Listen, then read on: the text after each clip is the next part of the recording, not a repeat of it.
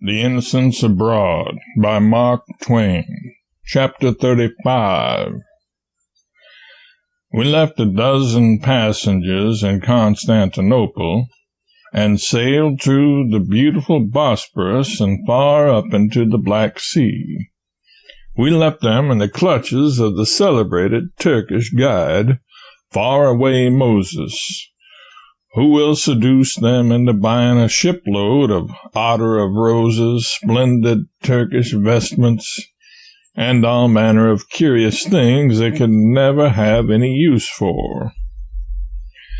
Murray's invaluable guidebooks have mentioned Faraway Moses' name, and he is a made man. He rejoices daily in the fact that he is a recognized celebrity. However, we cannot alter our established customs to please the whims of guides. We cannot show partialities this late in the day. Therefore, ignoring this fellow's brilliant fame, and ignoring the fanciful name he takes such pride in, we called him Ferguson, just as we had done with all other guides. It has kept him in a state of smothered exasperation all the time. Yet we meant him no harm. After he has gotten himself up regardless of expense in showy, baggy trousers, yellow, pointed slippers, fiery fez, silken jacket of blue, voluminous waist sash of fancy Persian stuff filled with a battery of silver-mounted horse pistols, and has strapped on his terrible scimitar, he considers it an unspeakable humiliation to be called Ferguson. It cannot be helped. All guides are Fergusons to us. We cannot master their dreadful foreign names. Sebastopol is probably the worst battered town in Russia or anywhere else.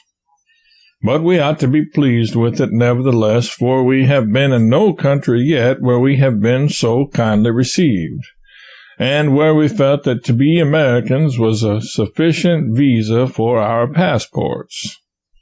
The moment the anchor was down, the governor of the town immediately dispatched an officer on board to inquire if he could be of any assistance to us, and to invite us to make ourselves at home in Sebastopol. If you know Russia, you know that this was a wild stretch of hospitality. They are usually so suspicious of strangers that they worry them excessively with the delays and aggravations incident to a complicated passport system. Had we come from any other country, we could not have had permission to enter Sebastopol and leave again under 3 days. But as it was, we were at liberty to go and come when and where we pleased. Everybody in Constantinople warned us to be very careful about our passports, see that they were strictly irregular, and never to mislay them for a moment.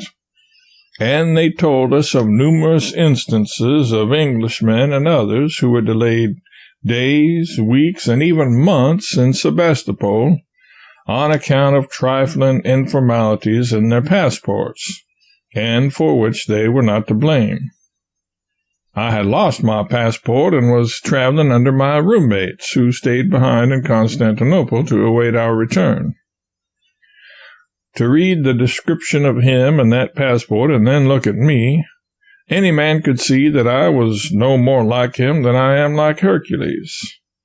So I went into the harbor of Sebastopol with fear and trembling, full of a vague, horrible apprehension that I was going to be found out and hanged.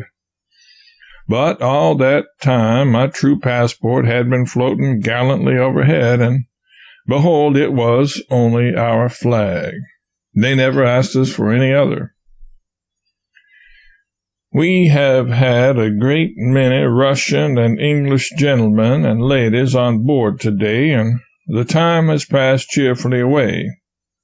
They were all happy-spirited people, and I never heard our mother tongue sound so pleasantly as it did when it fell from those English lips in this far-off land. I talked to the Russians a good deal just to be friendly, and they talked to me from the same motive. I am sure that both enjoyed the conversation, but never a word of it either of us understood. I did most of my talking to those English people, though, and I am sorry we cannot carry some of them along with us. We have gone whithersoever we chose today, and have met with nothing but the kindest attentions. Nobody inquired whether we had any passports or not. Several of the officers of the government have suggested that we take the ship to a little watering place 30 miles from here and pay the Emperor of Russia a visit. He is rusticating there. These officers said they would take it upon themselves to ensure us a cordial reception. They said if we would go, they would not only telegraph the Emperor, but send a special courier overland to announce our coming. Our time is so short, though, and more especially our coal is so nearly out, that we judged it best to forego the rare pleasure of holding social intercourse with the Emperor. Ruined Pompeii is in good condition compared to Sebastopol. Here you may look in whatsoever direction you please, and your eye encounters scarcely anything but ruin. Fragments of houses, crumbled walls, torn and ragged hills, devastation everywhere. It is as if a mighty earthquake had spent all its terrible forces upon this one little spot. For 18 long months the storms of war beat upon the helpless town, and left it at last the saddest wreck that ever the sun has looked upon. Not one solitary house escaped unscathed, not one remained habitable even. Such utter and complete ruin one could hardly conceive of. The houses had all been solid, dressed stone structures. Most of them were plowed through and through by cannonballs, unroofed and sliced down from eaves to foundation. And now a row of them, half a mile long, looks merely like an endless procession of battered chimneys. No semblance of a house remains in such as these. Some of the larger buildings had corners knocked off, pillars cut in two, cornices smashed, holes driven straight through the walls. Many of these holes are as round and as cleanly cut as if they had been made with an auger. Others are half pierced through, and the clean impression is there in the rock, as smooth and as shapely as if it were done in putty. Here and there a ball still sticks in a wall, and from it iron tears trickle down and discolor the stone. The battlefields were pretty close together. The Malakoff Tower is on a hill which is right in the edge of the town. The Redan was within rifle shot of the Malakoff. Inkerman was a mile away, and Balaclava removed but an hour's ride. The French trenches by which they approached and invested the Malakoff were carried so close under its sloping sides that one might have stood by the Russian guns and tossed a stone into them. Repeatedly during 3 terrible days they swarmed up the little Malakoff hill and were beaten back with terrible slaughter. Finally they captured the place and drove the Russians out, who then tried to retreat into the town. But the English had taken the Redan and shut them off with a wall of flame. There was nothing for them to do but go back and retake the Malakoff or die under its guns. They did go back. They took the Malakoff and retook it 2 or 3 times, but their desperate valor could not avail, and they had to give it up at last. These fearful fields, where such tempests of death used to rage, are peaceful enough now.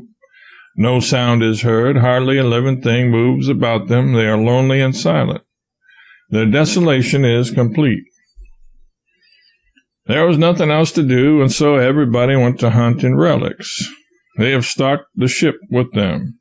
They brought them from the Malakoff, from the Redan, Inkerman, Balaclava, everywhere. They have brought cannonballs, broken ramrods, fragments of shell, iron enough to freight a sloop. Some have even brought bones, brought them laboriously from great distances, and were grieved to hear the surgeon pronounce them only bones of mules and oxen. I knew Blucher would not lose an opportunity like this. He brought a sackful on board and was going for another. I prevailed upon him not to go. He has already turned his stateroom into a museum of worthless trumpery, which he has gathered up in his travels. He is labeling his trophies now. I picked up one a while ago and found it marked, "Fragment of a Russian General." I carried it out to get a better light upon it. It was nothing but a couple of teeth and part of the jawbone of a horse. I said with some asperity, "Fragment of a Russian general? This is absurd. Are you never going to learn any sense?" He only said, "Go slow. The old woman won't know any different." His aunt. This person gathers mementos with a perfect recklessness nowadays, mixes them all up together, and then serenely labels them without any regard to truth, propriety, or even plausibility. I have found him breaking a stone in two and labeling half of it, "Chunk busted from the pulpit of Demosthenes," and the other half, "Darnick from the tomb of Abelard and Heloise." I have known him to gather up a handful of pebbles by the roadside and bring them on board ship and label them as coming from 20 celebrated localities 500 miles apart. I remonstrate against these outrages upon reason and truth, of course, but it does no good. I get the same tranquil, unanswerable reply every time. It don't signify. The old woman won't know any different. Ever since we 3 or 4 fortunate ones made the midnight trip to Athens, it has afforded him genuine satisfaction to give everybody in the ship a pebble from the Mars Hill where St. Paul preached. He got all those pebbles on the seashore abreast the ship, but professes to have gathered them from one of our party. However, it is not of any use for me to expose the deception. It affords him pleasure and does no harm to anybody. He says he never expects to run out of mementos of St. Paul as long as he is in reach of a sandbank. Well, he is no worse than others. I notice that all travelers supply deficiencies in their collections in the same way. I shall never have any confidence in such things again while I live.